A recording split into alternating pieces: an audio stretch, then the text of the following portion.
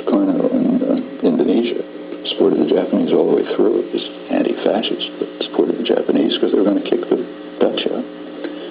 And it's the same throughout. So, actions have all kinds of consequences. But you cannot justify Japanese atrocities and aggression on the basis of the fact that inadvertent consequences happen to lead to the liberation of Asia. That was the context in which that comment was made. And it's, I don't think there's any doubt of the historical accuracy of the comment. The U.S. bombing in Afghanistan was silent genocide. No, what I said is that the assumptions they were making were that could well be a consequence. Remember, the bombing of Afghanistan was taken on the assumption that it might well put millions of people at risk of starvation. That assumption was very widespread. You can read it in Harvard's major international journal, International Security. The New York Times, for example, estimated after a month that the number of people at risk of starvation had risen by 50%, from 5 million to 7.5 million. And in fact, right after September 11th, even before the bombing, the U.S. ordered Pakistan to terminate food supplies that were keeping a good part of the population at the edge of survival. So that policy, under the assumptions in which the policy was being conducted, could well have led to silent genocide. That's one of the reasons why rational people should oppose policies like that. You said that if the Nurenburg principles were applied, every post-World War II president would be indictable. That's probably true. Can we run down them real fast? What did Eisenhower do that you would indict him for? Eisenhower overthrew the conservative nationalist government of Iran with a military coup.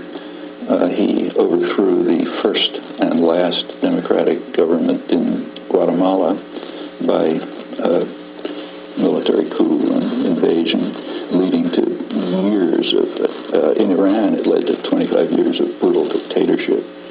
Finally,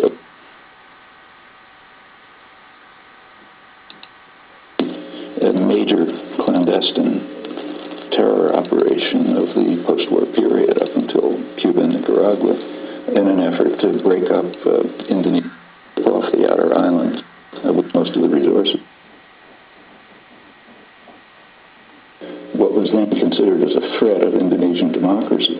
Indonesia was too free and open. It was allowing a political party of the poor to participate. They were gaining a lot of ground, so that Eisenhower supported and helped instigate a military rebellion in the outer islands. This is just for starters. These are all indictable offenses. What about Kennedy? Kennedy was one of the worst. Kennedy, first of all, invaded South Vietnam.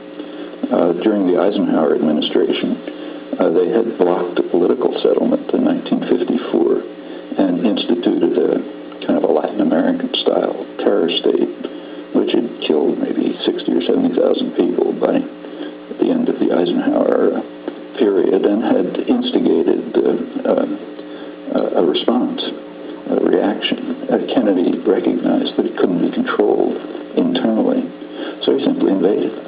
In 1962, about a third of the bombing missions that were carried out by the U.S. Air Force in U.S. planes with South Vietnamese insignia, but U.S. pilot. He authorized napalm. He began the use of chemical weapons to destroy food crops. They began programs which drove millions of people into what amounted to concentration camps. Now, that's aggression.